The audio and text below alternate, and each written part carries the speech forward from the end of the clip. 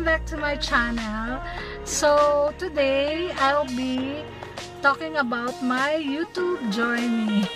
Okay, so supposedly dapat matagal ko na tong ginawa, but since due to a very hectic schedule, hectic schedule, ayun, ngayon lang nagka-time na mag-sit down.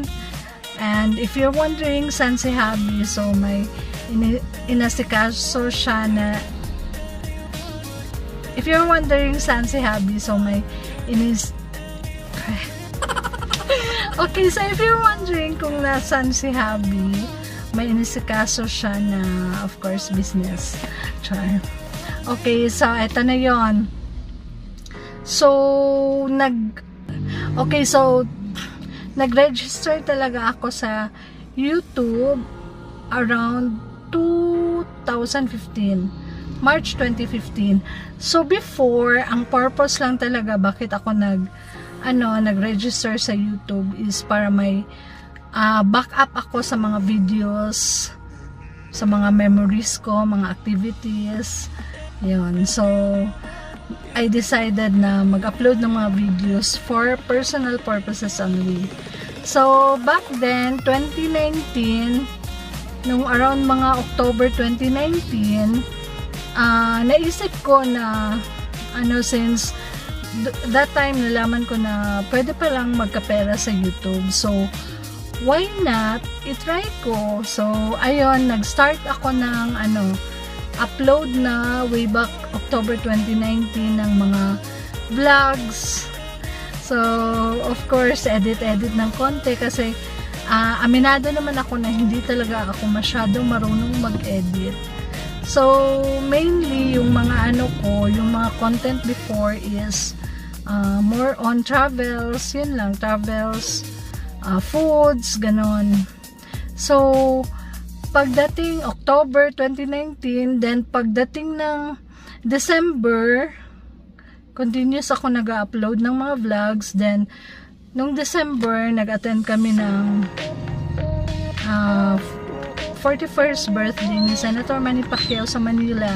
So, yun, yung mga vlogs ko na about Manny Pacquiao, yung birthday niya dun sa Shangri-La, yun ang kumuha ng maraming views at doon ako na monetize.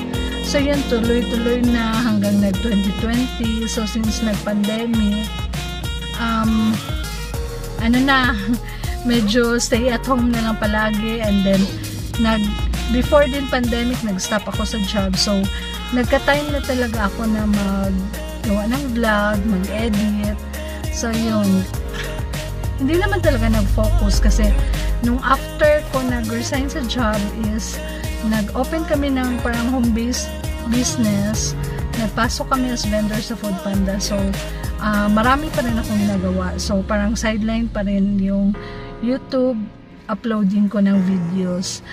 So, yun siya, 2020. Then, parang may ilang months doon na medyo naglaylo ako konti. So, ayun, matagal ako nakaabot ng threshold, which is $100. And then, nakuha ko yung Google AdSense pin ko last year. And then, ano pa ba? So, yun, continuous lang ako nag-upload. Sinipag lang mag-upload, more on, na-try ko na mga travel vlogs, mostly travel vlogs, foods, mga cooking, etchos, mga unboxing, so ganon. Then, nakuha ko yung first sahod ko sa YouTube just last March, around first week ng March. So, hindi naman talaga siya masyadong malaki since small YouTuber lang tayo. Hindi naman tayo katulad ng ibang mga celebrity na of course malaki yung nila sahod sa YouTube kasi ang dami ng subscribers, ang dami nilang views. So yung lang talaga sa akin is parang passion lang, nag-enjoy lang ako sa ginagawa ko.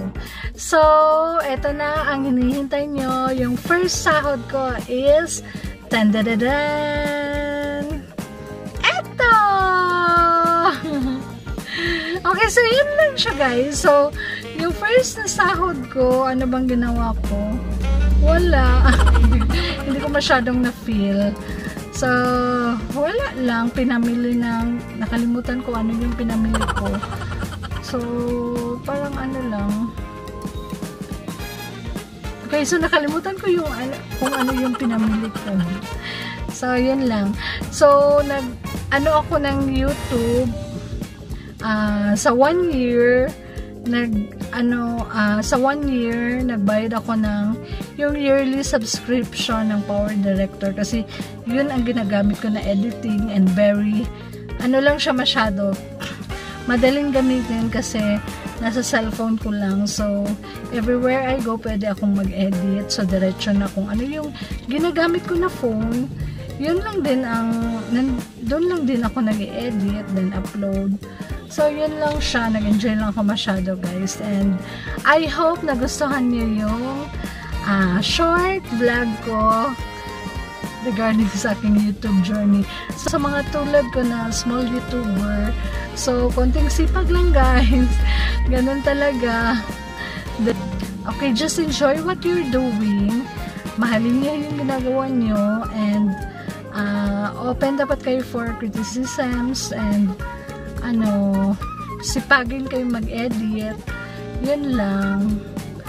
Then, make more friends and of course, make more friends and always be humble and wag kayong talaga dependent sa sahod sa YT kasi lang siya. Very minimal lang. Ang importante is nag-enjoy kayo. So, I hope sa mga hindi pa nakapag-subscribe dyan, please do subscribe to my channel and please ring the notification button for more new vlogs and updates sa mga travels ko, sa mga happenings. Okay, God bless and stay safe always. Bye-bye!